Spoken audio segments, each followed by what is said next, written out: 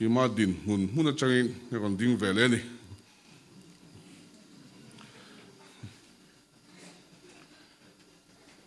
wan lam mi te po an ma ni din mun chang han an ding le a lom om khopani kan dong bol to na hian upa che chhedeu te upa mel chhede tuk te kan chin chia thei em maya tin ko khanda ka kan le na han kan soi le china chuai min ti that bio lo chuan in mel hi chu lua big si lewa ma ko chu in tlagwal chang ren kho mai che fa lu tuk winom lowa upa te a ziom bio chuang ka khia tin kholum te reng nen in veng hi lume me ma ka fak ne me pakhat cheu chu muthu mu turin vang muthu lup in vang me mai ni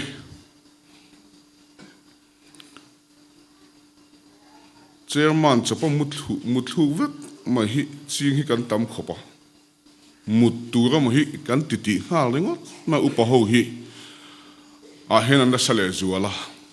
BP sang de tan phe chon elama chon har viawa ma ko chu ko rong bol to na ko hana rong kan bol to na tiang anga muthuk tlem na hi ka voi khat ton na ning khia kan mel de ngil chin han sing de da chu nom chep thina ma se thu sei he thei lo kho pa han sing in om lo tat maya hi ka fak ve na cheu pakhat na ni adot le chuan zan in khom bala thing pui in bu sei tu hi in fak om le ni so dar lia kan ya zan da kwa sarmon in khom kan zowa kan then so chen som pakhat le ti bor vela han kan mut chan do ne mo chau mai hi ni zela zînga he kan tho ma le sia dar ngai chuan ngei ani top ma pum pui thu khian tin chong chai ho rong chong chai na nia he sin chong chai in khoma te chuan in control ani lem lo ke nia te chuan hming kalam mi ma ya om lo chu tuk le bank potilal su zak mai ni zena po he su jing fe hi nom ve thua chong chai in khom na hian kal lo tlai pal lo mi chuan a tho ma hin lo me ma ya moi khat kan secretary po han tho tlai a man lo lom khop ma ya an su ve ta le camera in an lo ve a tha khan lo lak sak ka su khin lom zo ko hi ti taw ngam ma ya sipai thak mai kan nia zing dar nga hi chuan kan area zong kan phiat chuak vek to ni tin dam doi te thil dang te har sa fai hi dam doi chi khatania chu kan ti ve thei ania kan area khi abal khat khopani na tlak ko lai hian chuan voi ni zinga le tla kan phiat at chung po chuan na tlak ko lai hi chuan a fai kim tak har khopa ole kan chairman ina puan ang khan nak tuk cho nu changin no pangzai pol an lo I tel do na chut na hi chu helama hian le helai han kan leng thei vekin garinga ma hian kan len lo le bench pani vel kan da belanga ti han za ngal mai kha ola helai hi kan han hau dewanga chu an leng don lo wa helam ne han kan hai zep ku langa chu thleng pani kan da bel chuan kan leng thei mai garinga tin na noi lu tuk han ti a kha atam lu tuk chin somli somnga a thok tu nen somruk bor vel chu kan lo kalanga yanga apu ma cherin an tamain an no tam thei do na chu thenga hian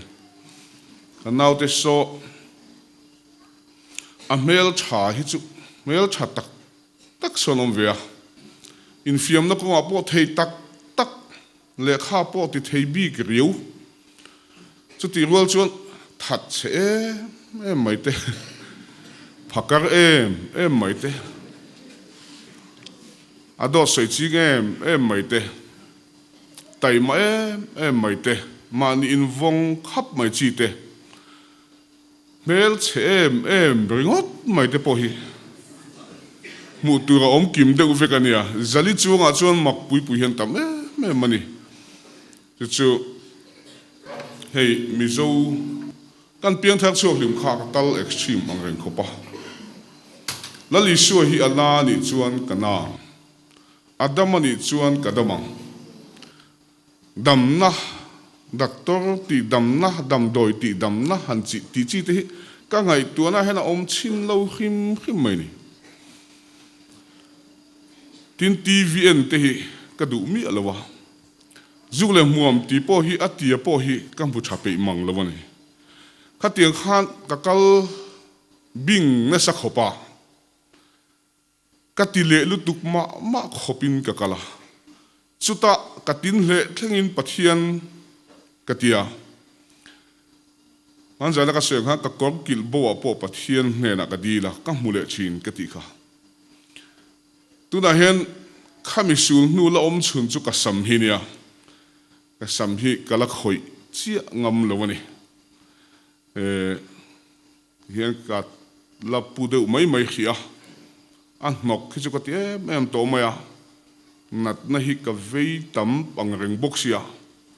sak vak lo ne nok mai chang ti chang hi chu ka ne ma se ka khoi chia he dewa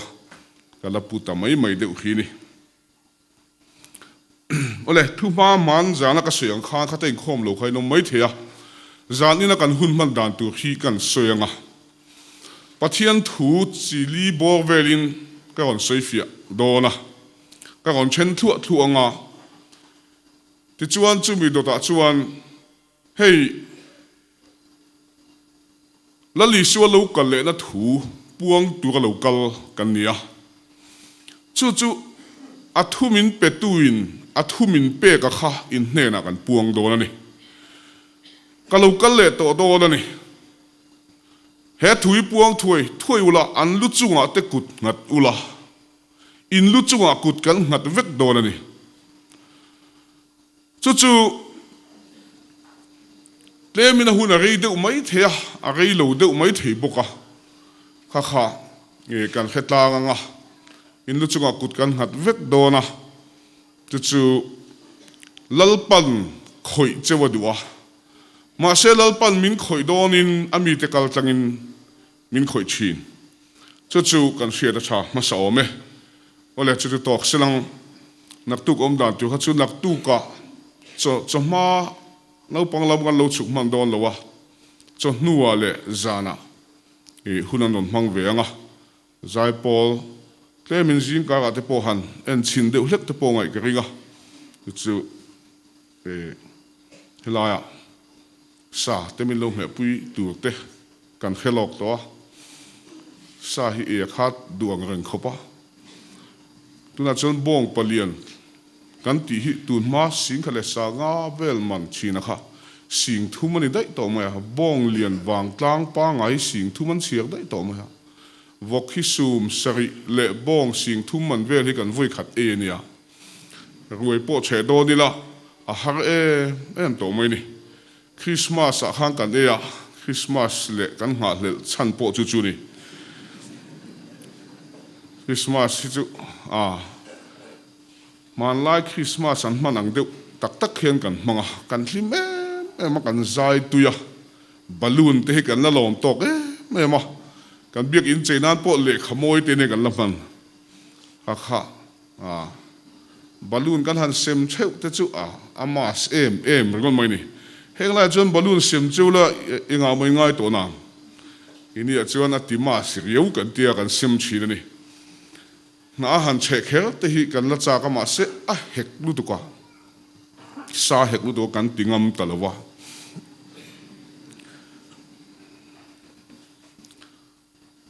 sa ko song ko palikum Christmas lo thleng do na kan je thei khop maya Christmas kan mana tu kha mai da ke ri som panga chi am he kan hung ran mai ha khoi chang mai local si lo wa khalai veti director khan an bong akelam ati tliak ti dewa chu en kol dam le thei lo wa chu minan pe lau mai a thau lian chae me mai le ngala kan han kai kual ta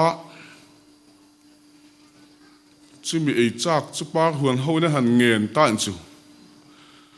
a khel le lam ei ma sak Christmas ni kha ka khat vel langai sia a khel le lam ei ma sak khan han rot phot maya a chenin hladawon han chama thing fak silai angene han puwa a chenin a mei ei lok min han dila alu bai te a thuak han ei chak fe te khan lo ma chimini kan roi che chu roi che zong han a ro pui ber hen ka khia kan an che ta na kan la thapa nain kan che nia chan mari ue sa khian awma chan mari ue a changa local khinemia se na kan ti maya siami pisiam te kan tia ko thanglama changa kan char thin che em mai thik thu chelu tuk mai ang ringot mai hinia ka zin ho hian khoilai mi mo mi chuang char hi kan ei thina ko chuwa ka chong chai na hian lalpa hei kan I ho do na ta chu kan kal do na kong laka mi har sa chan pui ngai nom chuan chan pui thei turin ni kuta ka in kol ti re tin ka chong chai thina ta chuan ka motor hian a ful hian tu ma ka phur du lawa mi har sa zual mang ang pakhat ta hen ka reserve khima ta chuan thui kolosipa kolosipa kan rong bol zawania kan ho chho kha kan chong chai zo chia de khan kilometer ni bol vela khan vai pakhat ngai sak tu de la kong si ra ha chau tlu kan mu ni ta chuan ek kha che na sa a khon lo to ma ek che kha ta chuan hei chi mai ni kan tlan pe la kan bek le kan phur ta rim khat he khopa kan phur ho chowa thing do la khuan aril chamu tu khat cho kan ei tira ta chona theng ang ha kan sil fa ya pahmel chewak lo hi lo ni reng mai ka han sil fa chuan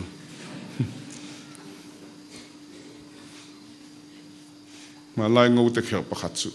a balu tu kan han su fa ya a puan balu tu kan han su fa ya ngau te kher lo ni rengan tiang deu ni kan phur ho chu mini phei chu alo ang na sa khopa pisiam te kan ti chu kan samse la hi na thok thei le lo hi ron phur kho ma na tia motro ka han hlang kha nang vai le ngal bu fai o ke gem sare pi ron ke gem sare pui khenang te kha ti a lo hao khet ka zin ho pia ma hen mi lo lom ve dan hi kan bak buka chu kan samse chu mi che khon de kon phur ho leng chu hi ti an ta a thin hi ur tak thui hian ti chu mi kan roi che chu kan cha ka kan rop tlang boka a thok tu po thok lo tu po an e ta ami a buai zual deuh hlek kha thleng kum lian deuh hlek khen kan do ti ra ta chuan se na kan ti chuan an a do tui ti e ma hian e ni ta chuan abula khan pisiam te chu chua a cho po kha elo pisiam te chuan tui ti lu tu ka sa e kha thik tlat mai ni ama chau khan e silam bi dang kha chuan e me lo se duwa ha tiang chi khan ya an en china tui ti mel an en khan a ho em maya a cho de thui ti wa cha ka han khap china om son du si lo mi sual kha tu ma reng mai si a cho kha la vo vom ta tin se na la khan a mit sir po he da en lo re a ei mia a tui hi ti em gol ma han a cho kha a asa tu ne khana le choma ama pon e te lo khan se na mai khana vom ber ber thangui anga isak lo re a e mia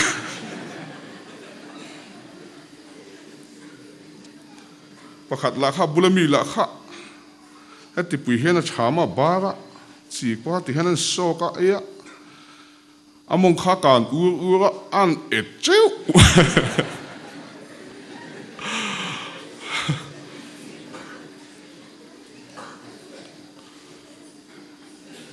pakhat la kha ka en chinga ip te kha pong le lu tu ka te ka han zen sak chu seru ko om kha lo ak cheu mai boka le la ma han pakhat kha an ang role an tia ang chadu lo han nim anga so le satin han bara lim role lim du tat lo ma lim ta dir mai a pakhat kha da kon ti thut mai alim tak tak e moti alim tak tak e moti lim ngal dai mai le nga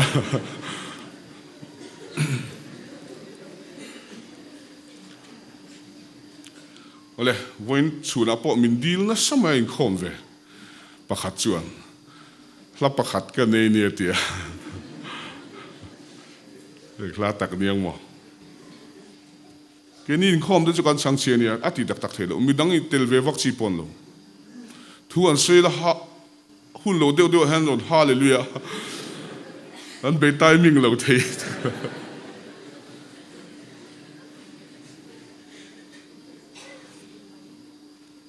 với khát dòng bố là các kalna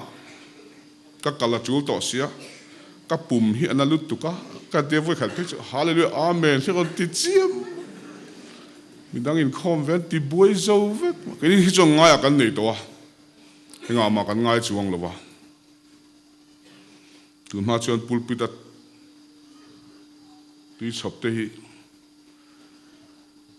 an lo kala khoma usang kim tem kalo invite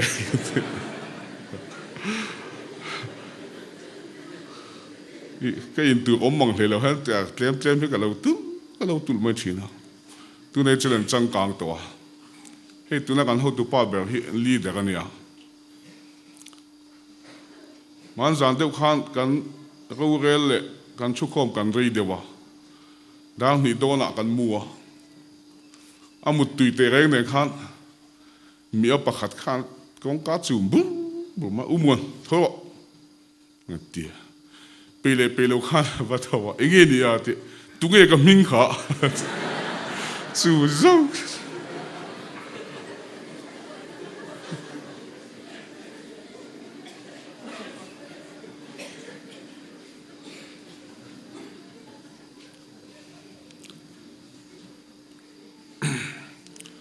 kem chhâng eng mo za kan le lung le lama son sang ko som ko panga som ko paruk chho kha ka va ho phea ai zola ta cho ka ho za changin hun ka manga injini zana chol ni choma chol ni zana kan hun kha ka ho rem chan lai ni boka chol ni mangin thu ka seita hetia thu an sei zo a zai han ko te cậu ý chắc vẽ mà hiện ông chín đi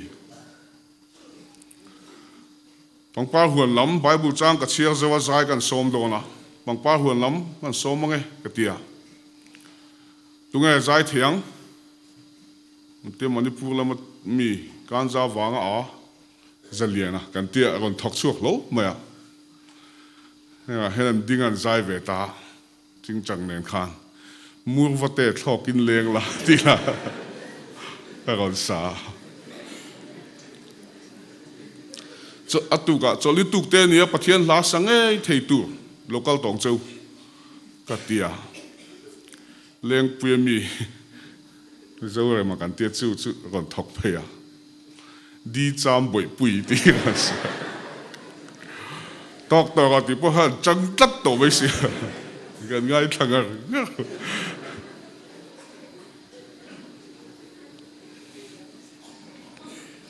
zan lama tungai lo kalanga te sang thanga thak thing dam venga mi so kon thok chua ka mai khiron koi thua la get back khiron sa bil so la get back kon tilu ule nun lam uar na sa mai khopa kha tiang kha kan nia ma ro chu ko khan tiang anga fel chun maya hanin khom hi lelama chula chak oma ron kalve chak hi kanom chu maya a in dotin kan lo kalania he jana po hen engla chen ho te chu a thakin kan in thaka ko khan kal phung fel tak kara hanin khom te hi thok tu te hen an chak ve ngoi china ni chuan kan in som choka te chu tin chen khat chu na tuk sai ni don chuan sai lama zoka kaldu zok te po hanomania sa he chu sania ole chu to sele un Pathian tu sai tur lama Bible chang ka chiar den deu chau do na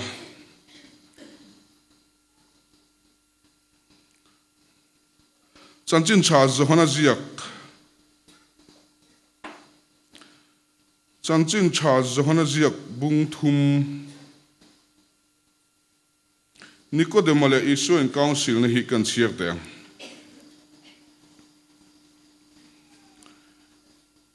tin Pharisaite zigami hming Nikodema Juda-te hotu pakhat a om chumi chu zânah Isua hnênah alo kala a hnênah Rabbi Pathian hnênah ta zirtîrtua lo kal ini ti ka hria Pathian an chunga a om lo chuan hêng thilmak iti ang hi tu man anti thei lo vang atia tin Isuan a changa hnênah Tihtak meuhvin ka hrilh che mi tu po apian thar lo chuan Pathian rama alut thei lo vang atia Nikodema na hnênah mi tar nu in eng tin nge apian theang anu puma voi ni lutin apiang theim ni atia Isuan changa Tihtak meuhvin ka hrilh che mi tu po tuya le Thlarau apian lo chuan Pathian rama alut thei lo vang ti sa piang ti sa ani Thlarau piang Thlarau ani chang som pathum na kan thai lang tel le lok deng toy tein wana tuma an lon ngai lo wana changa lo chu ka chau lo hi chu mi hring fa pa wana om hi kan kho sang ta chu wana ani sia tir ko in lo tia na sak ma saka khan tu ma dang kan ngai lo zol nei dang puan sak kan ngai lo chatua na kan pui thiam Krista chu kan nun suai tu ni zol nei dang puan sak kan ngai lo zol nei te hi kan tam ta mai ni in lara pui la kan tam to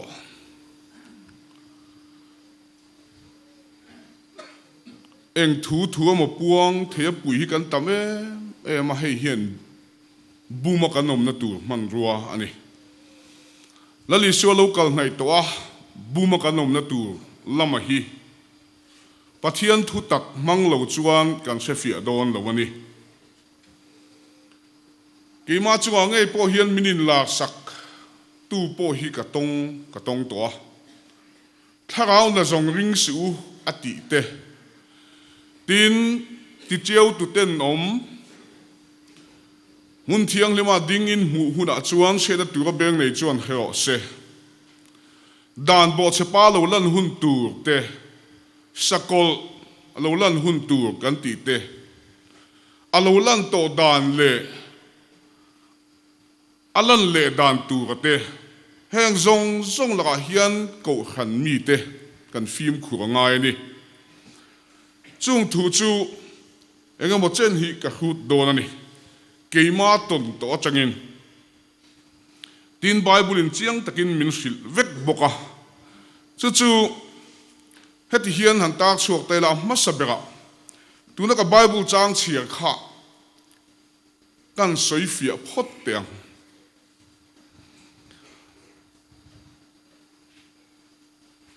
amba saberin Thlarau thiang hlim kan Tihtak mai hi han soi fi ma sak ka dua Thlarau nazawng ring su atiani Thlarau thiang lim lo thlen na ma sa chu Pentecost nia lo thleng a kha voin nia kan chan hi ni chu athiang lima atak ani do ta ni lova thiltak tak ani chu tui pui ga la changa min zong hotu nge ya khani min zon mu na po kan chan la po arei to ma kum za chuang fe to ni chu heti hian han tak chuak tai la Pentecost sia Thlarau thiang lima lo thlen don khan alo chang ma sa tu le lo ngak tu te kham mi ze hang an ni ti chuan lo thlen don chuan chung lama changin kho pui ri angin thoma ron ne ni thoma ron ne a alo ngak tu te chunga alo theng ta a anol pui nan chunga alo theng zongin kan te adik thei thove ma selang kha Thlarau thiang lim lo thengina an ma ni mi mal tina aron khin chu Isuan nun na ani Thlarau thiang limin aron khin chua Isuan nun na chu atakin an chang vek an chan Thlarau in ang vek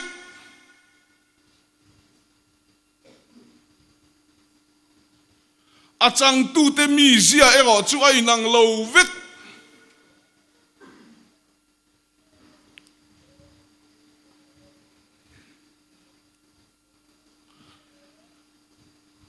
chuan Thlarau thiang lim zia hi Thlarau thiang limin na athoka Thlarau thiang limin kutathaka Thlarau thiang limin thil atia hanti lahi uluk taka kan ngai tua chin na poi mo ni Pathian kan choi moe Pathian kan faka kan tuya hei thil sa ni adot le chuan Thlarau lam thil pek chung chang hi kan soi te Thlarau lam thil pek hi ataka ke mana ka hiat thei chin chu pali min pe in ka hria amma sabera chuan ti dam theda min pe adot tu a chuan chong hiat lo min pe adot le a chuan hrilh na min pe adot le a chuan Thlarau te hiat dik theda min pe zirtîrtua dang dai pui lo chuak china zol ne angrenga thu puang mak pui lo chuak china ti dam na keng enge mo mak pui lo chuak china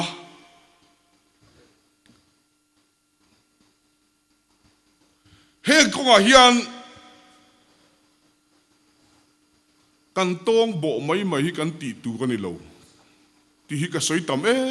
mani kan ram poi tiang hian min chim jing mani ni ma se chu Thlarau thil pe ka chu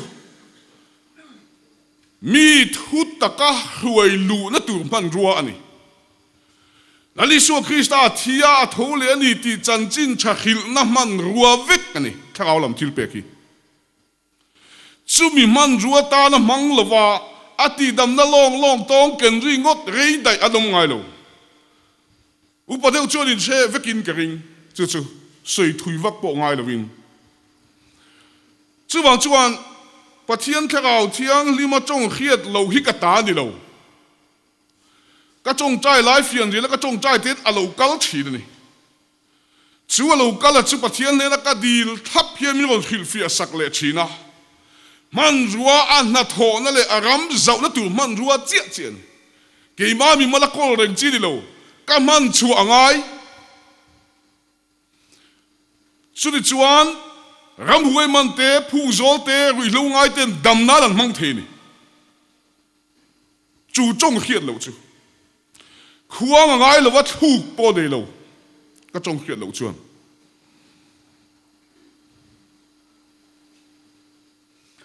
mi hrilh fia mi lo chang po om tho ti dam na po chu ni tho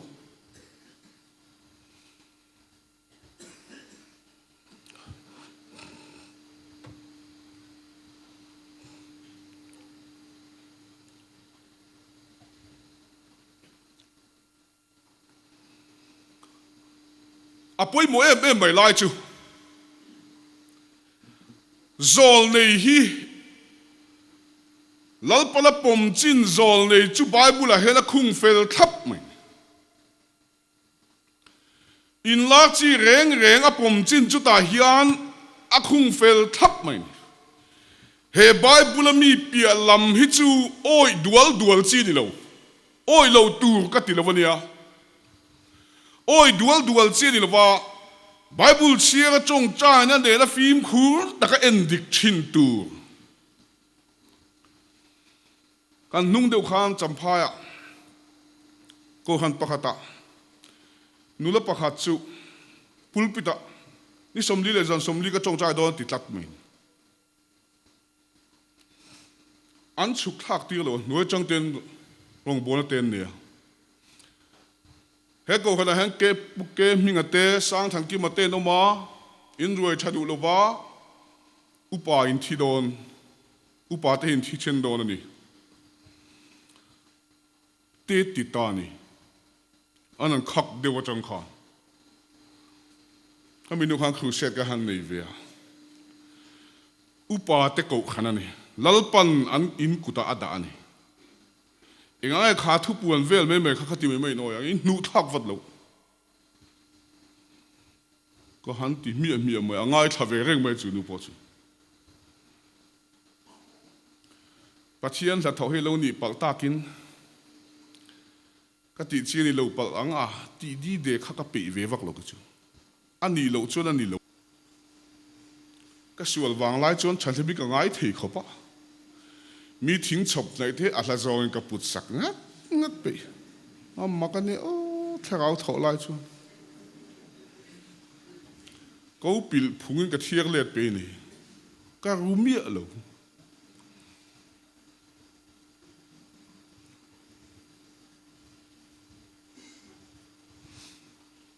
mi tui zem te ka lo her ho saka kalpa hian tuyan nga lungbi kha tha ka ti wak lo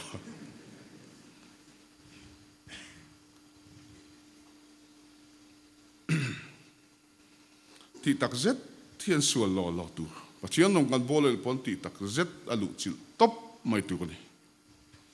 chu a hun to ni ani chu ni sela ni lo ro se he hi apoi mo khop ani ole Thlarau na zong ring su Thlarau thiang lim pen ti kon si lo theng kha thoma ron ne ni anei lo thei lo enge mi khing ta na ron khin chu tu kha chi thiang lim chinung chatua na bogal le to ngai lo la chatua takan tak sa lo choi gal nu po bogal to lo tur nun aron ken tlat aron khing chuak ani Thlarau thiang limin ku ta tha ka thila ti ya na thoka ana zong hi chu ni lo ani Thlarau thiang limin ku ta tha ka thila ti reng in mi khing chunga Christan nun na zedik aron khing chuak thi ni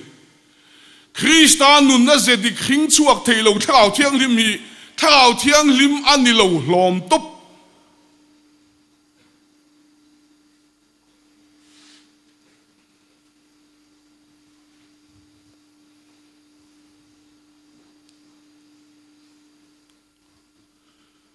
chuan chuan zela hian kan mi mal tin chunga Thlarau thiang lim thil ti thei chuan kut thla ka du ani khoi che du ni chin chia che du ni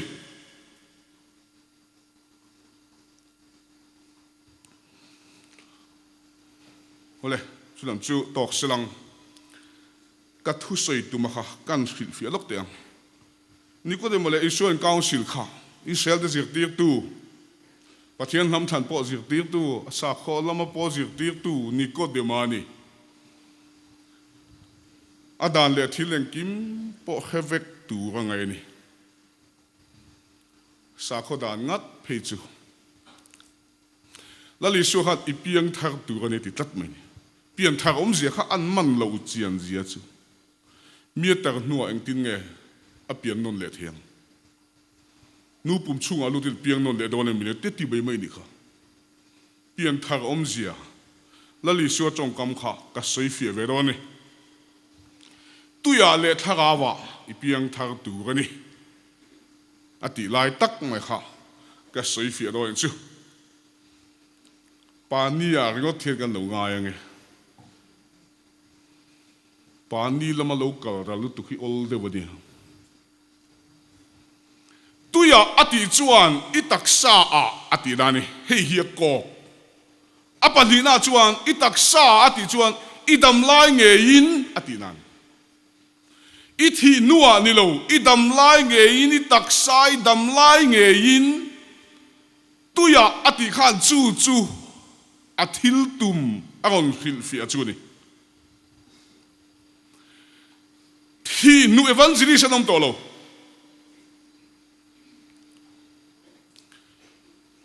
biếng thác tổ thi đã chú nụn nó thà nạ chú chú trộn na anh ấy với là cái này là paradis sẽ trộn vẹn Isuan hnênah an trộn mi thiang lim kal ma sa te kha tu main kan le khal lawang an thol ma sang ro rel na ni a hian chu da chuan ni tidin an kal mek bokani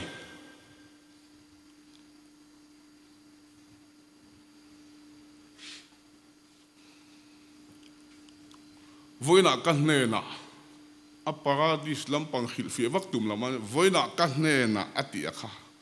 a online tak paradis ro pui zia hrilh fia tum vak vak mai kha buai thak riu ni Isuan hnên kha a to ka ni khami dot le zu khiat fe le zel tum kha chu a buai thak to thila thak tak ani ta chuan Thlarau sual hian khami pialam hrilh fia kha tu te mo chunga ching thina hei hian kal sual na zirtîrtua dik lo a chok chuak chu Mizoram a pawh ole tuya le Thlarau te ni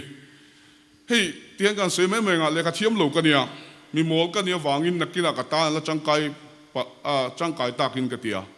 sa kho hang sa kho zirtir na hi ka sir vak mai ni a hiat te ka zota an kal phung a lo chuan te an thurin tlang pu hi hiat ka duwa ka khede uvek re gani lo in nial don pol na chimi sa khua zirna chan chimi chunia ka ti thluat thei de uvek tin chumi dol le kan na ma hen pol som ko le pariat vel kan ma tu na he ma selang ko khan ket kan tiang chi hei he lama muzom pui nei missionary na ron tu di chelo po ni se khatiang ang ne kha som ni panga bo vel hi chun no ma se hlom he chai chu som panga bo vel ni an thurin le an doctrine le an kal phung hi chu ka beng ti khopa khiat angai ni ka kheda wangin ka zirvet le khathiam lo le mi mol ka nia tu te huna po tu te po khatiang mi kha kanong bol huang chuan lo lut thea khan thurin wang khan buai nan to pal po thil la the ni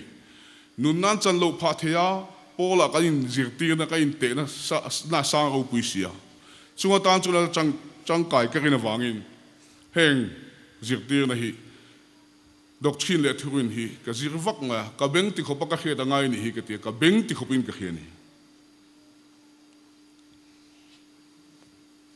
entinan tu la kan sei fiat tu ma chu baptisma chung changa hian kai nang lo em maya in an vek na kan nei tat thung kani chon lo sen in kan baptisa presbyterian chon sen line kan baptisa ni ma se puitin nu a baptist thei lo ni chuang lo puitin nu a baptist an tam tho tin baptist ko khan hian an hnim phu ma UPC hian an hnim phum boka Roman Catholic le Presbyterian pen per le thorin kan kala salvation hi puan za ne la puan za noya an lut tangani ako tum chu baptisma ani vek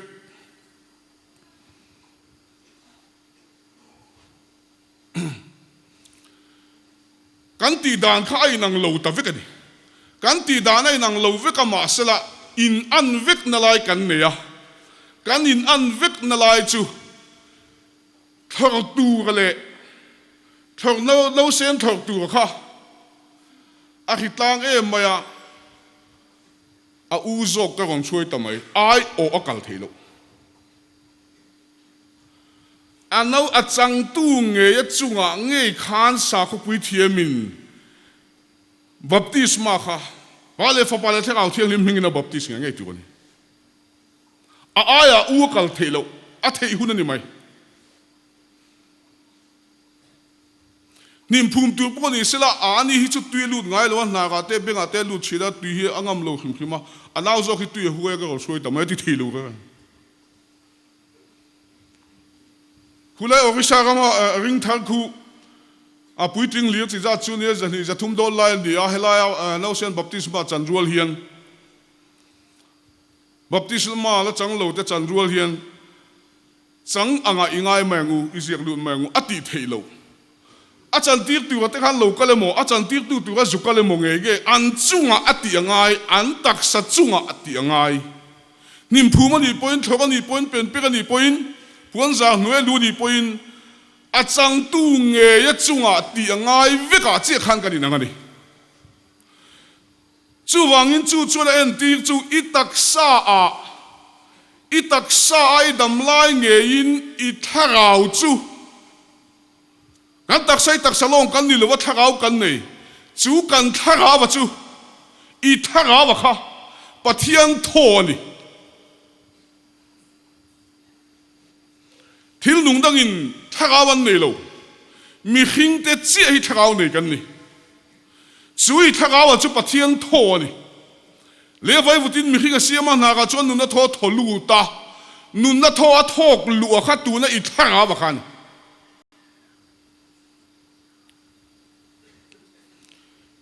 tuya le Thlarau ati chuan I taksa a I dam lai nge in I thi nuwa ni lo I dam lai nge in chu khongai nei na khongai na hulina akko chi aponi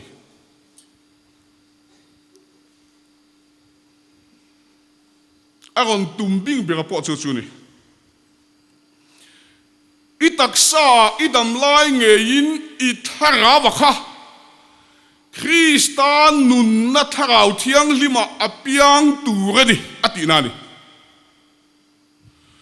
chu tuya le Thlarau ti soi fia na chu ni sai non leng vai khat I taksa I Thlarau chu hei hi taksa ni sela en tirnan hei hi I Thlarau hei Kristan nun na Thlarau thiang lim hei taksa I Thlarau chu Kristan nun na Thlarau thiang lima apiang tu rani Isua hi kei mani apian thar tir tum lama ni lawa kei mani ko chuwa no sen che tu po ni lawa heta zo khena ma pian thar tir tum zo ngai dan om thei mai thei chu wangin I dam lai nge in I Thlarau chuan hiat na ania zopale khabu chuan ma se thil mi hiat thiam tir tu chu mi hinga Thlarau om eng kim ti the tho atiri chu Pathian tho kan Thlarau chuan hiat na ania ama ron zong tu apian na thar Kristan nun na Thlarau thiang lim chu a het tu ni Pathian faring tu chuan ama in hiat na ne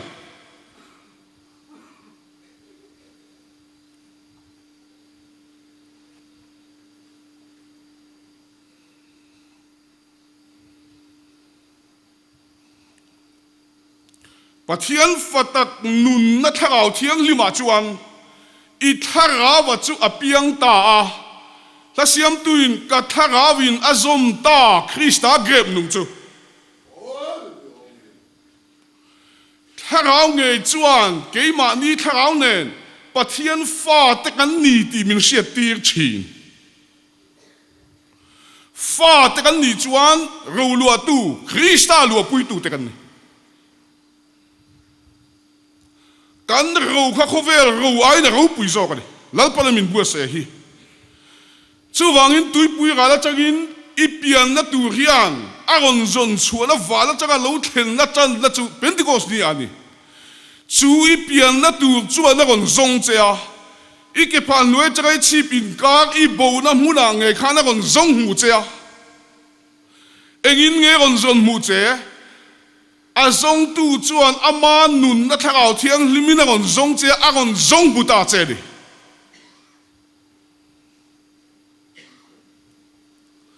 zon mu ang i nung lawa zon mu lo ang i nung tat mai với khát chú tuổi mi chết chết in chơi hi lâu lụt tuổi hi cái huột zong tao mà mi pa hi đi mua pawh in cái kia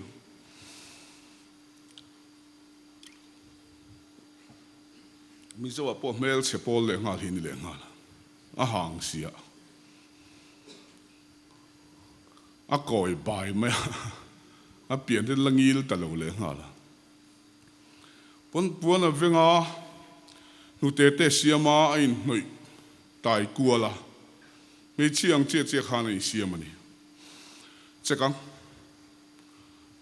o te khat ti loi rot ma ka hoin kan chekalo anu te kha balloon kha siama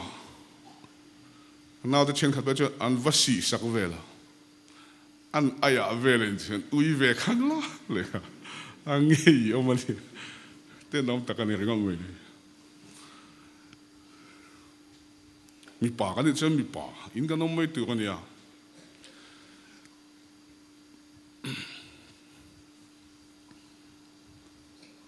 anh chẳng khó về la,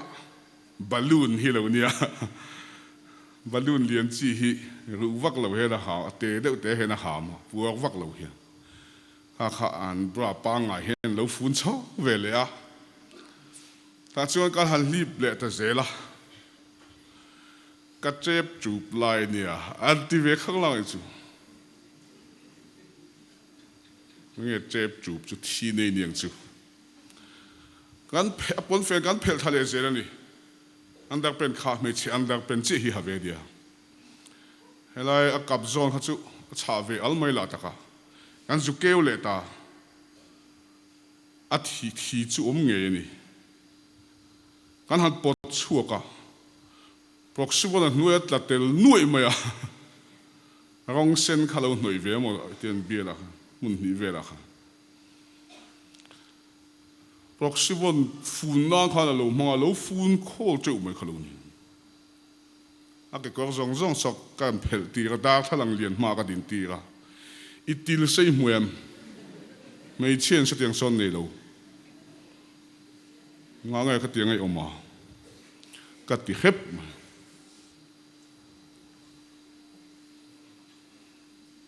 mi panireng si mei cheni tum ani na ni lo ani lo na khan ni tum tlat mai ni tunge bum tu chu athin lung khan tlat mai mei chen ni nei khet ni ai ni khet ta wangin ani thei dan ang lirin lein thuam zui ta le nga Pathian zon chua to, Christa nu na thakau thiang lima zon mu to, chan dam lo anga nung tat, mi pa ni reng si mei chi anga om tum tat, tlan lo anga om tum tat, lal pa thu kan ne na theng to, hei le chen hian min chim to, min chen chil to. Trên khát phê chuan, thằng áo thiêng thì mình chỉ sang tới tiền tiền hết ăn hết ăn rừng không? Thằng áo thiêng thì mình cần ra mình chỉ sang tới thì vắc tới nó mà. Cái số lúc tụi mình khém đón tiền thì thu được trên hết.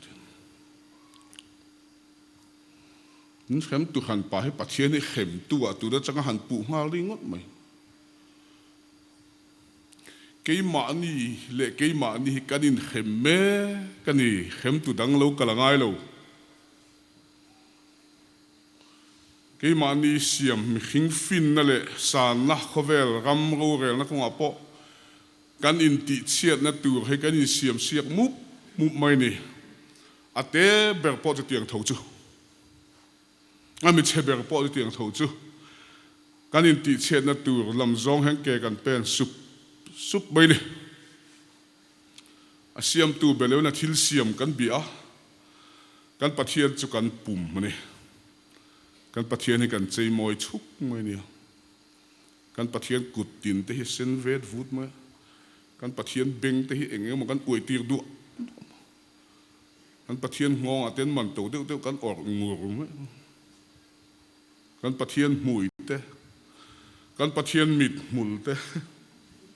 kan pathian biang te asiam tu belew na thil siam hi kan bena sa mai ni ole na to sila chilam chu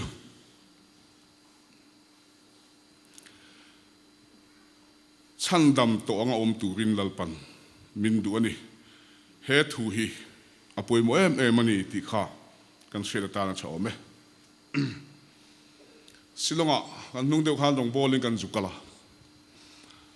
chumi nung le chuan silonga thilmak thengen tia pulpita sawa fu an tia sanga bengong fu mai te khan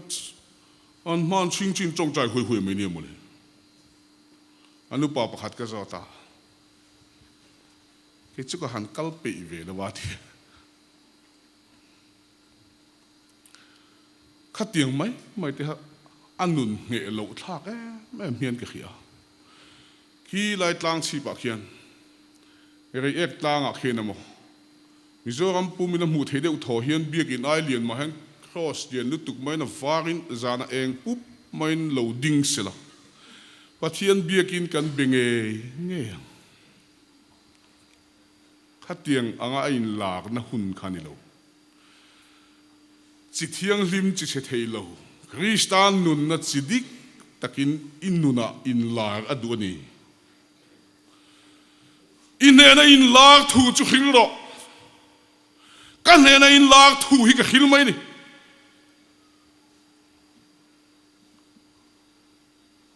i hian lo chuan ta hian a zia sak thap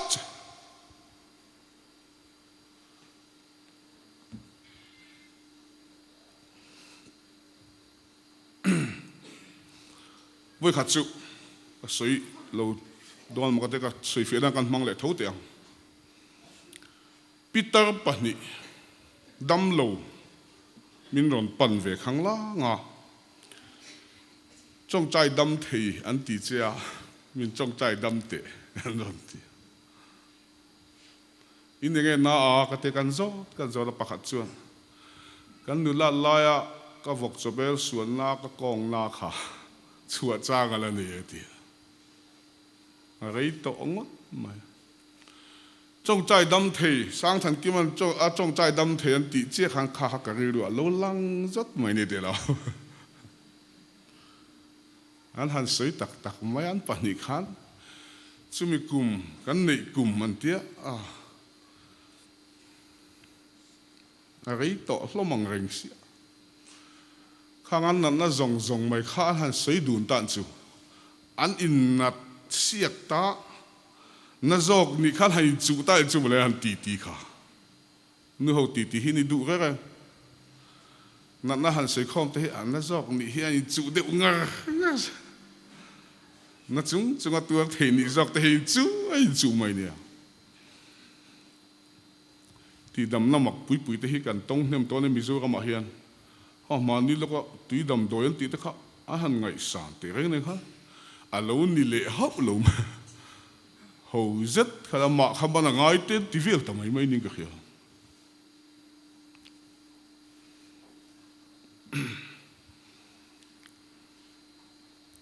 ole Kepo nikum chan tir lama khan nu pakhatin kadam lo wang lai deuh khan ya Sangthankima hi thi don hrilhlon thilatina salutuka eruk thila beina salutuka chuwangin anung to don lo thi don aro thilakhi athia a hoten ain chu nuai la hi Pathian in min mu ti re ti an lo o me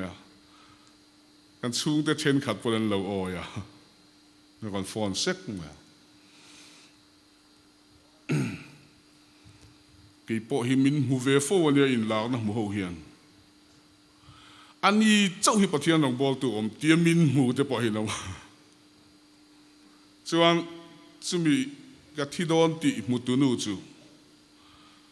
nu pakhat in lao na ka mu về le ta Adam bathroom atanga towel veng Adam takalo chuak la hi Pathian min mu ti gani ati ve thu gani Pathian sia ti na ve ve khanu khachu tun ma kan chedom china nia mi chan ve deuh him him hi nia mi chan ve deuh sa him him na kha bo ro ka keng tel via wania an puang ve mai mai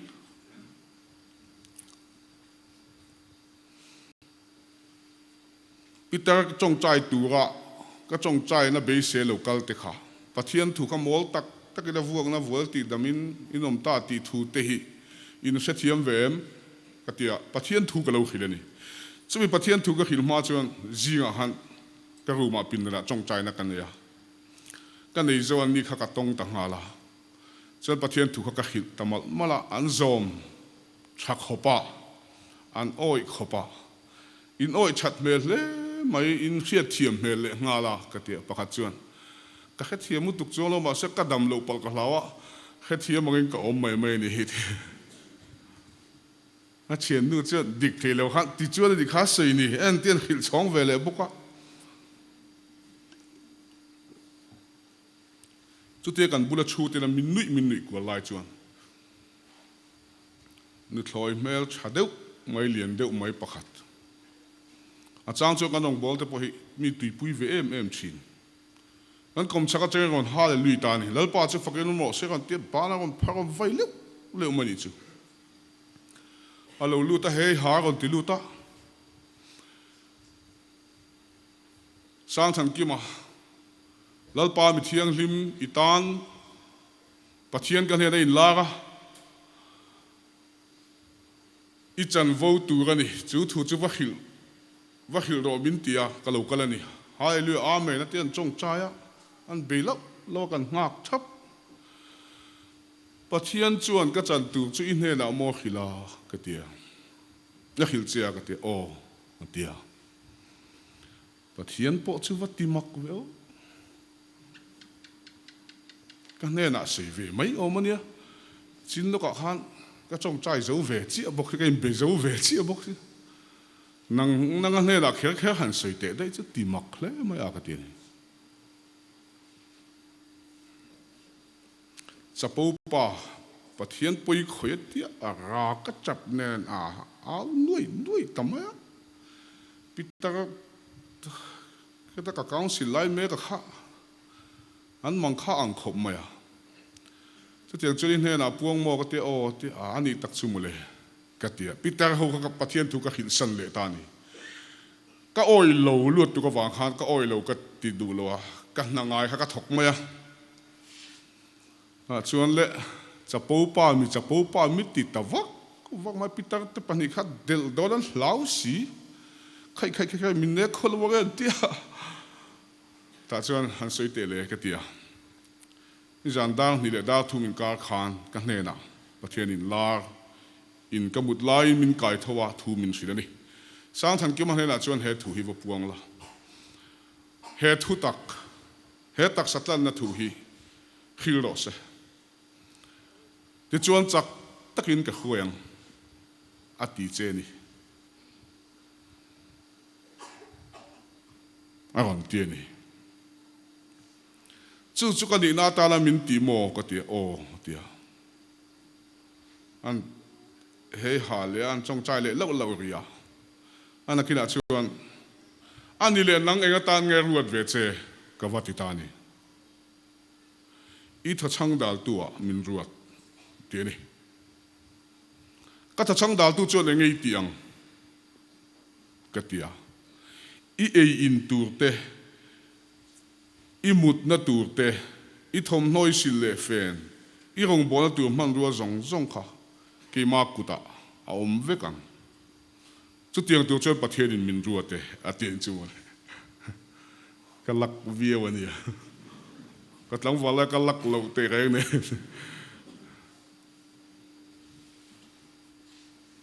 rong bol tao nua kan lắc anh chưa mail cha xia liền xia Thlarau pui mai xia chen khát chân Thlarau mi đều ăn tiền chú lệ ngà la Thlarau mi hiểm mà Thlarau ami hêng ai ta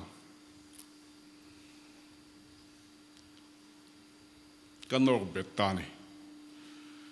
Thlarau sual bo lo he mu la he nin puang to suang che he zia bo lo chuak ro Isuan meuhin thu ka pe che ka te kan nor bet da hnênah ka puang ta chuan ka chong chai a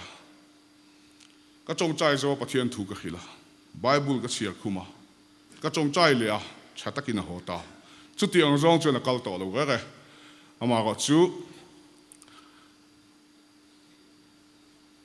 mà và nói à đi heli cái này chơi bẩn chứ, thôi pakhat này cái gì rùa chơi bẩn chứ,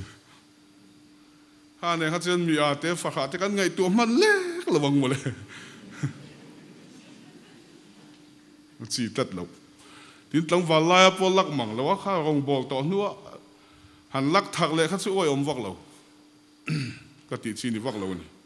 Tin lal pan Bible la oma ta hian kan hena thua se nun na kan hena da to na kha lai nu ne la thu dang lo nei le dai kha dik thei to lo ko Poland Galatia mi te hena bung khat thu hian he chan chin cha lo chan chin chadang hi vana van te ko te pon wang sil cheu sela an che dong no mo se ti top mai ni Poland chu chân chín cha hrilh lo wa chân chín cha dang hi om lo ni Krista chân chín cha thia thole le chân chín cha hi lo hi chân chín cha dang om lo ni ole chinam chu to se hêng a hian kan film khu poi mo hop mai kan huai se na kan en fi anga ma poi mo ni chong chai na le Bible en chungin kan en fi tu ni oi tong oi lo ring of chi ka ti na ni chuang me lo ni a chulam chu in du tok le phot te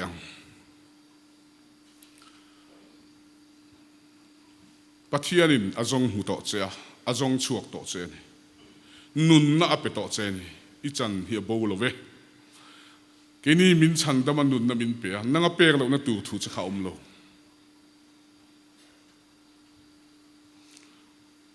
pu Sangthankima nang ni chu Pathian in bo pop dewa chumi lo ti sak te o ti chong kam hi ka dong cheu ma Pathian hi kan be pop lo mi hing in kan be pop the lo ka ama zo kin min non be pop zo kan chut hon chut po sak kan ngai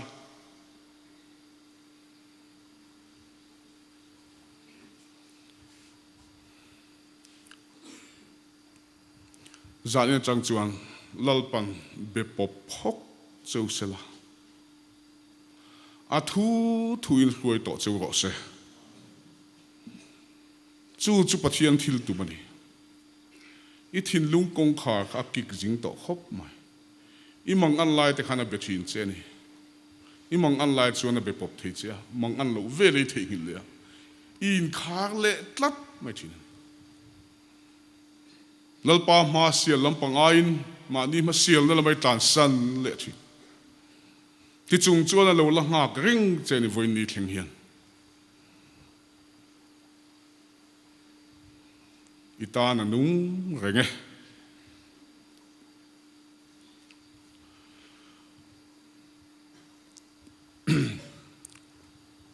chu ni sela kan pian na khapete ga le khaton bung khat chang som ni le pani thu a khan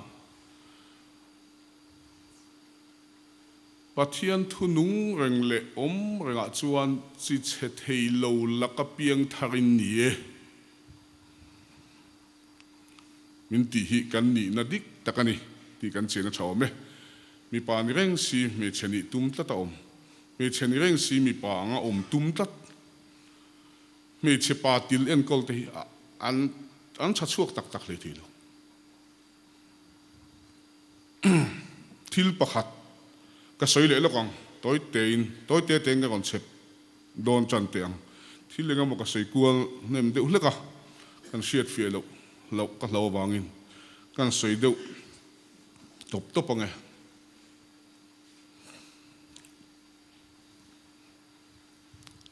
itak sa chung nge ya tuya ati la ya kha kan thu pui berani kha hei tak khi ram hnuai ka chong chai thina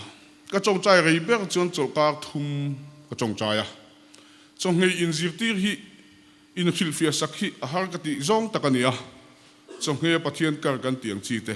zole sai tina chong ngei dan dik aron soi dan ang ki te han chhil hian an lo ti thin dan khala in mil le chi mong bok si lo ba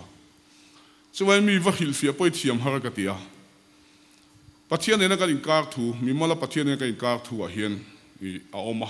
tu te mo ti dan va dem vak po kha chi chuang lo ba tu te mo hnênah ke ma ni kan ton dan ang vek ka ti vek tur po ti a har vio mai thei bok ke ni sa chu kan thok tu te son chen khat chu cho lo ngei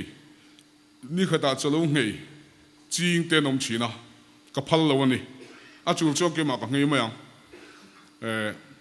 lo e ro mi te kal tangin nak tu ga po tho lom inan soi ta khatiang te chang han har sataka mi te na tlem mi ron bom khom sak lalpan kan ngei hlawin min la khom sak ani a kan rong bol le chapo pui ve ngo chi pon lo mi hring chong zong pon don ti don te la mi te pe khom ring mai kan ni ta chuan khatiang a local khom har sataka lalpan tlem min bom khom sakata kan ngei hlawa min pe ni a khami a pathian a ein lungoi lo mi lom takin ei ro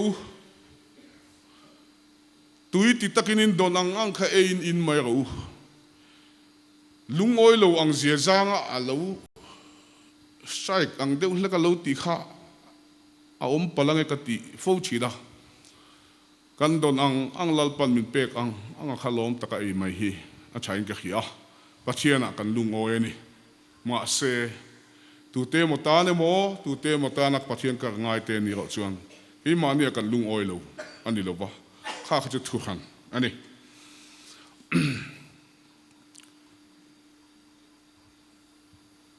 chol kar thum ka chong cha ya cho ka ei lo ti ka khelo ba tui ka in lo ti ka khelo ba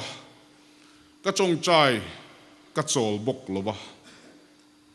ka chol ka ti chang chuan ka zai zau ta chuan ka cher pha mi lo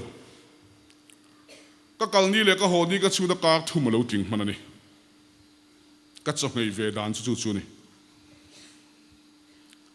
ni ria le zan jiat ka chong chai chuma ka thil ton ka testimony pakhat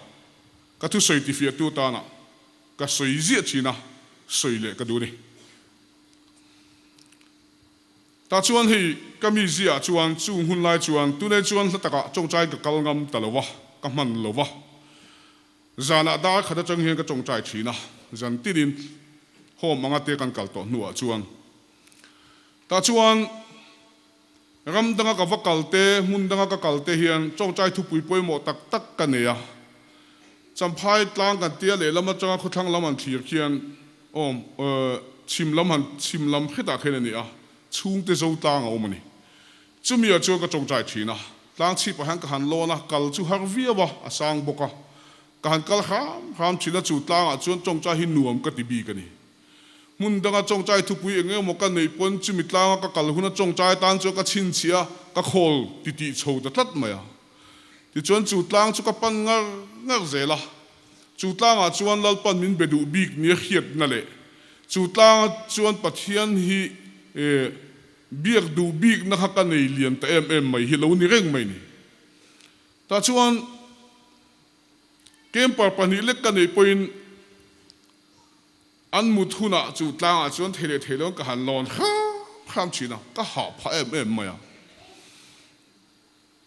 ta chuan ni khat ka chong chai chu khua hi chenga ka chong chai thu puin min nor na boka thil dang Bible bak chu chel red pun ne mo ni hlia pe mo in ti hul na eng ma ka keng lova ro hi su reng ma ka kal chhota ni ria le zan riat ka oma ro far khat po hen min far lo wa thầu xí lệ vai mi tê tam em pakhat mai min se lo với ni theng hiền thầu xí lệ thì cái làm mỏ lo này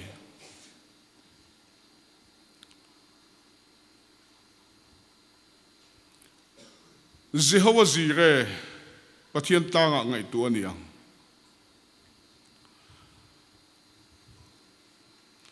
Abraham te pa fa chunga Abraham te pa fa chunga Pathian in tum chop na kha kan sia angai po ngai nom kan te ro pui po kan ti ni Abraham te pa fa chunga Pathian in kara kan da fil e jen ma he tlang a hian Pathian hi in tum chop the ni he tlang a hian chumi ta na en tir na chu ni thau si te atam em pakhat mai min se lo voi ni thleng hen thau si len hi kala mo lo ni Pathian in tum chop na tlang ani he tlang a hian lalpa in tum chop adu ani itak sai dam lai nge khan lalpa in tum chop dua lo do dal tu chu nang ma che khin lo in to del khal itum tak maya in to del thei lovini ti in siala Pathian in tum chop the chu ni chu han ro re la du ni chu Pathian thu tak Thlarau thiang limina zirtîrtua ma chu ni mi hring re hi Thlarau thiang lim chuan thil pa ni ming siat tir nei pakhat na chuan mi bol hlo kan ni vek ti ming siat tir pani na chuan thiang lim na Kristan nun hi kan nun ani ti ming siat tir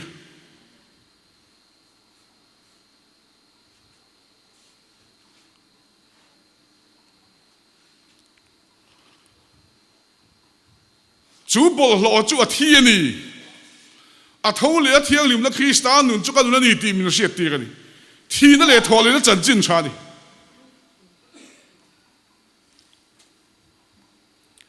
le chu ta chuan thil pakhat tam deuh mai Pathian thu chu min pe a min pol na sa ni ma se pakhat che ka sayang he tlanga kherlo po Jerusalem khu kherlo po pa chi ban bu khu da thleng don ta ti thu hi lo thleng ani chu chuan mi ti hak chiang khop mai mi ti hak chiang na em chu kha tlanga kher han Pathian han biak tum nain ka khat to kha tlanga kher han lalpan min bedu bik ni khian nain ka khat to ni alo ni lo top mai he tlanga hian ani lalpan min bia ka du ni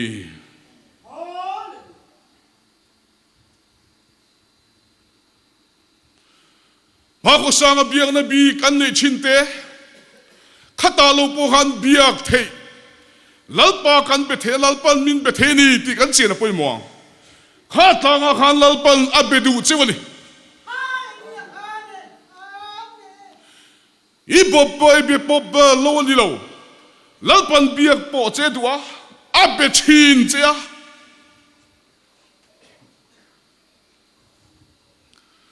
voni chang chuan he tla hian lalpan min be to sela a thu thiang lam mangin min bia sela a fakhla mangin min bia sela min zirtîrtua se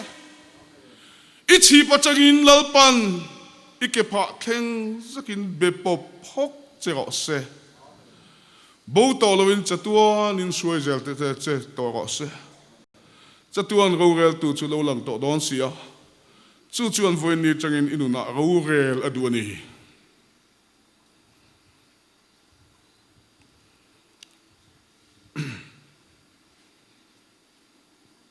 tuya ati lai kha poimo ber mai kan thu pui ni kha pakhat le ke soi fe le lokang toi te in kan vai ni ding thu te u thang la mi ka fak zo chuan ngui de u ta ding khi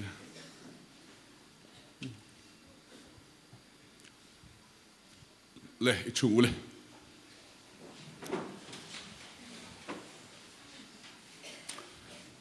in lar chung chang ka soyang china in lar pakhat ka soi ba ka min in la sak ka soya in lar chung chang le vandam fang meidil fang ti te vandam hankal ti te hi anom chau to nia van tak tak ka soi du ni lal Isua tel lo hian tu na Isua nuna nei si lo hian van khan pa hi in nei ve mi lo ni trong kama van dum pol chhum vel me khini mai van khia chuan van tak kan chang tu ni kan kho sang chu van ani sia nakina mi tu ga da dai lo tu kan la sa tu khana kon sakha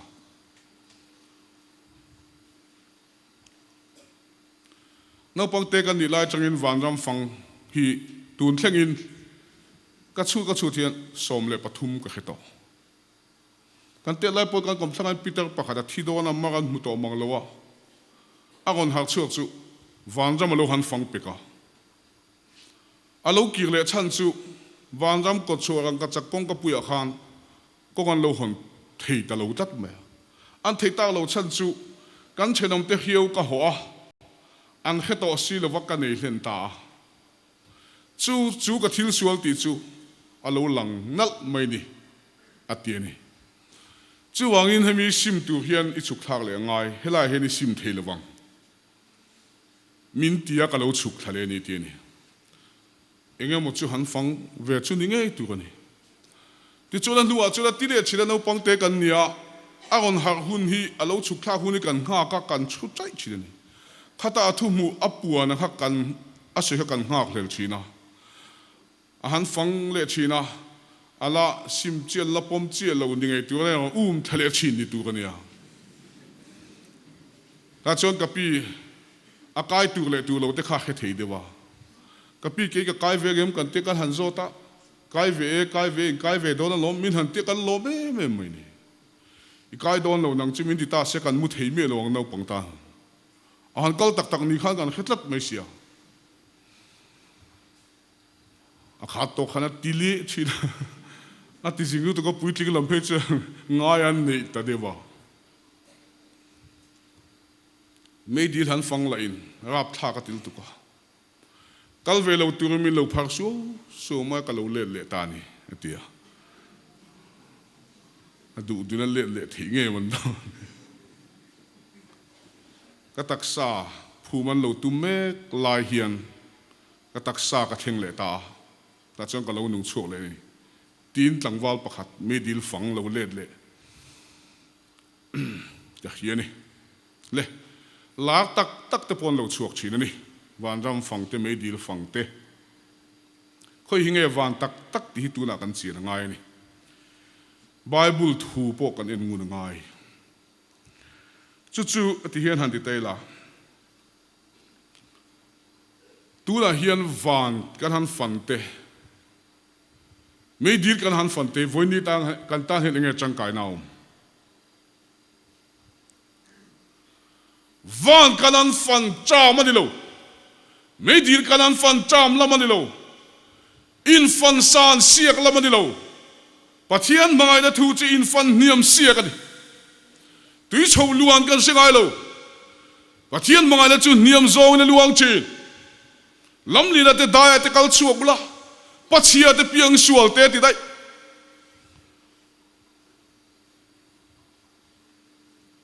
in soi ro pui siak le in soi thiam siak la mani lo in fan san siak la mani lo khoi hinge van tak ko khan ho ten kan chia na poi muang mi mal ti din van jam kalan fan cha ma di lo van na min fan hun ani enge ni van tak chule la siam tu in van nun thiang limin ka leng tong van nun voinia inu na ta lal pala puan chu chu lali suwa kristan nun na hi vana tu ma lon ngai lo vana changa lo chu mi hing fa pa vana mi hi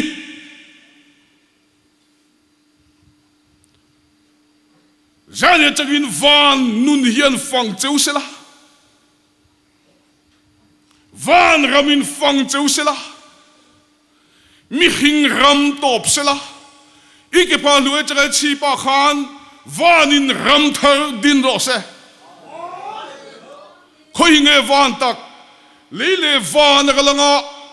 lấy lệ vang cái lăng cả thui gọi chú cái vang vang ta khui khang ấy ta lệ kan ral về lệ to ngay lâu na lalpa thu kha in hnen lâu thêng ta chú Pathian thu chun nga thila ti thei đi ít chỉ bắt chân cái Pathian zakin van chuan phang chuak vết châu lọ xe lalpa thil tu bị chuak thèn thei tu rin thu tak apoi mo zirtîrtua der zol nei der krisa der ten lo chuak do la đi Thlarau nazawng ring su Thlarau chhâng tam takom Christian nun na Thlarau thiang lim do dal tu le ti lap tu Thlarau zia tamutuk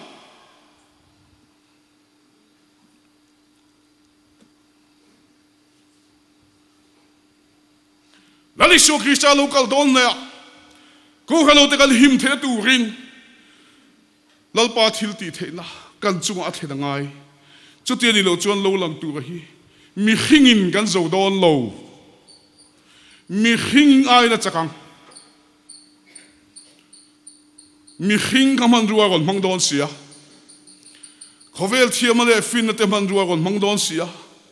chuwa chuan kan kal ral zo to don ani richa duam ban ste community sama ken pen lai khan man ro dangan nei lo tuna chuan kan missionary zong te khovel pum puya kan dal zo ta cái này chuan này kan nei lo kan nei chun na seret Isua anti to lo sikul din le teacher ti vel bo ka chang lo chan chin chai kan hrilh thei to lo half long asop go pang kuma min cha tha half long sinot khuan bial pum pui fang turin naga kukia mara a half long khobika hun min man tir vekani ta chuan committee na chuan ram kan ngai to sang chonga helai tlanga mi ale ri lo ngai chi mi chuang zong kan on da tha tho sia hetiang home brand siminon din sak ve ro chuni chuan hel lam chi hang om hian helan nei vek sia Pathian thu hi ken hrilh po thei to lo ring lo na tam sia chumi man ruwa chuan nangma ni kal tangin chanchin chai kan hrilh theang hel le nam hang hen an en hang ve si lo chawa tin min som ani an mi som na kha azom hi ka ti mai ni Pathian hen apo kan dil na sa ase tun thengin kan la ti thei lo ni ole chanchin chahil dak na man ruwa a hi kan nei dal so ta mai kan Christian nun po hi lab zo ta ma ni ma seling kan tlan mu pani lali Isua local ngak hlel poi kanom to lo local lo se kan du ngoi mai ni tok ngam kanom lo wang along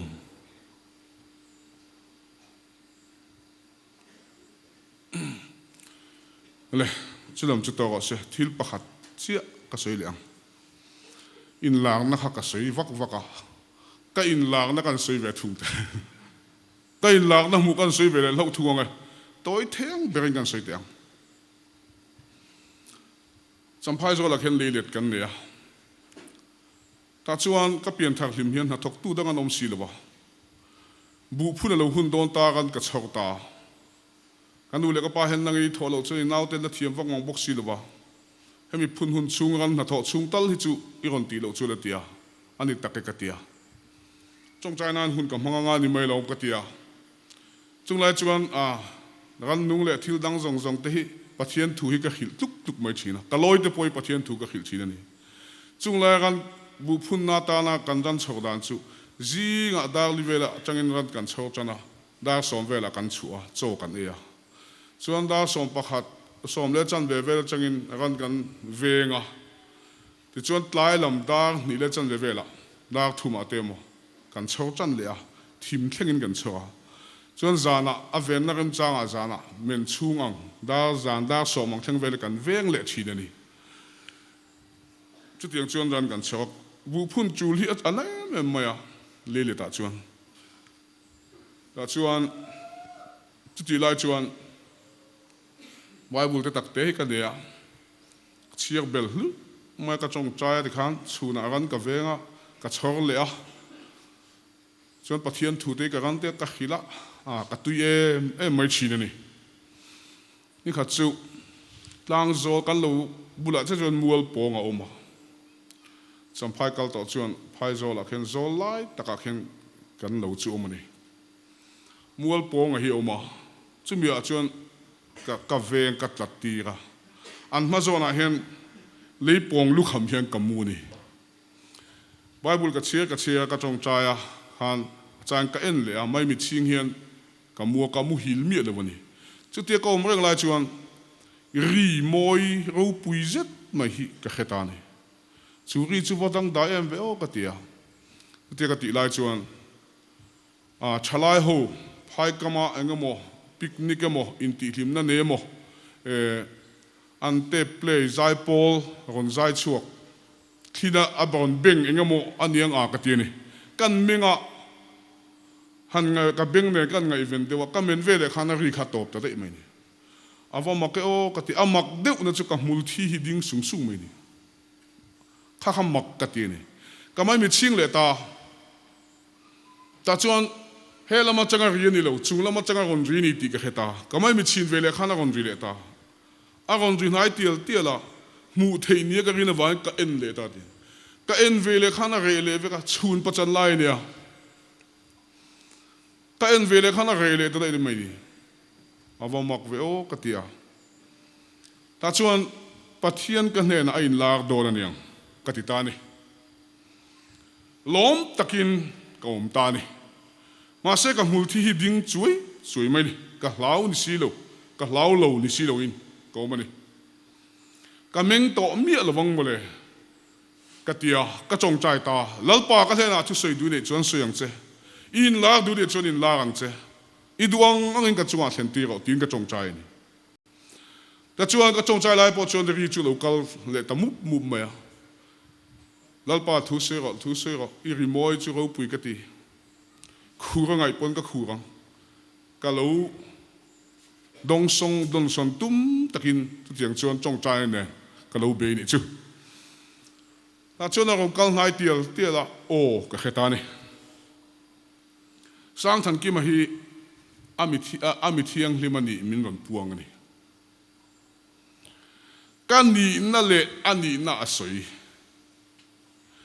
ani na chu Pathian vantir ko chung nung ber kapriela ani thu asoi ngo chu Pathian vantir ko chung nung ber kapriela ani thu asoi ke chu mi chuan kami thiang lim ka ser han kami te huai khom tu ka kami ruat ini minti vai vu ta siam chu vai vu ta akir le tu ni ke ni zirtîrtua chu ni vai vu ta akir to lawanga chatuan lal ram aluang tak te chuan lali su lo pian don thegin mari chunga an soi kha mari tan lali su lo piang tu ra dian hrilh thana nge po han lali suwa omna mari te kha hrilh tu kha van tir ko ni a thole to in ma kale galili rama tlanga ru ta kal ro hlau le lo me min van tir ko hrilh chu pomin an mu piang an hrilh an tan ta ni a thole to an tiri vana hui chawin oma athia thole to nuwa zirtîrtua bula agodin lak chuaka chum zînga an mulai ngein lak bawin om tani hrilh hai em anom lai khan vantir kawin agon silfi ani ngatige te hrilh hai takai nom reng le hetia vana lon chawin muang che hian ama nge hi local le don ani tini a local le don ani chumi ring tu ko khan te chukan ni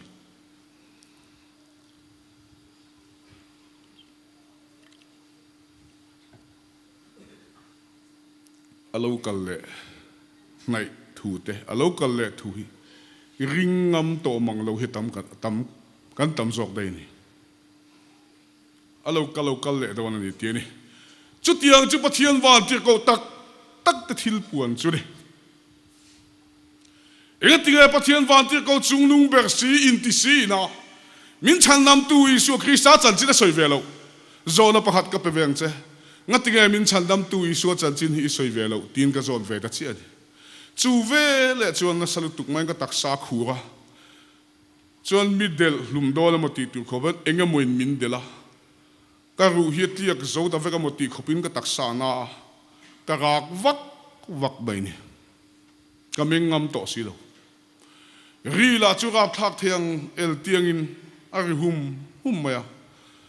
ka changin ka nga changin ka tla changin le ling zong den ka tla min soi sa hep mai ni min chandam tu lalpa eng tin nge ko om don le ka te ka pathian lam kan bebe ta thunga chu ta pathian o lo lang chu a ro pui khop mai beram no thisena wangin an ni chun hne ta ti thu hi lo thengani lalpa chu fukin mo se beram no thisena wangin an ni chun hne ta beram no thisen lo chuan chung Thlarau sual chun le thei lo mi hing zia po kan le thei lo chu beram no thisen chu la Isu Krista nun na voi ni lalpa ni nun na ta la puan chu sa ka che khani chu beram no thi sen vang lo chuan chung zong zo chu ne thela nom lo chu wangin chu la Isu Krista thi sen beram no thi sen la Isuan nun na I chanta ka kha ani thi sen dang kan ngai to lo wani chu wang chuan in lang na ki ho reng le khatiang chi han Thlarau sual hi omani ti kan chi na poimo ni chu wang chuan kan zain Thlarau mun khata e huai baptist chantir kan ni huai tu pakhat nuai ro re sa kanom se turin lali Isu Krista local enia som te chu tam takan ni than te chu tlem te ni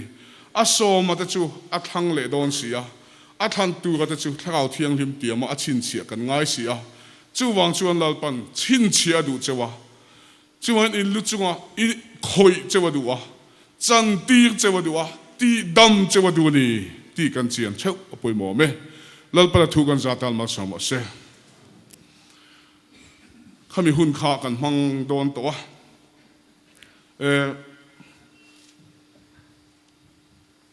in lu chunga kut kan hat bek don ani chu pol lama om po chunga om theidan om sela meng om o yani lova tv po halo off to la mal som trong chai nen hun ti top sak don dia zai thiam zai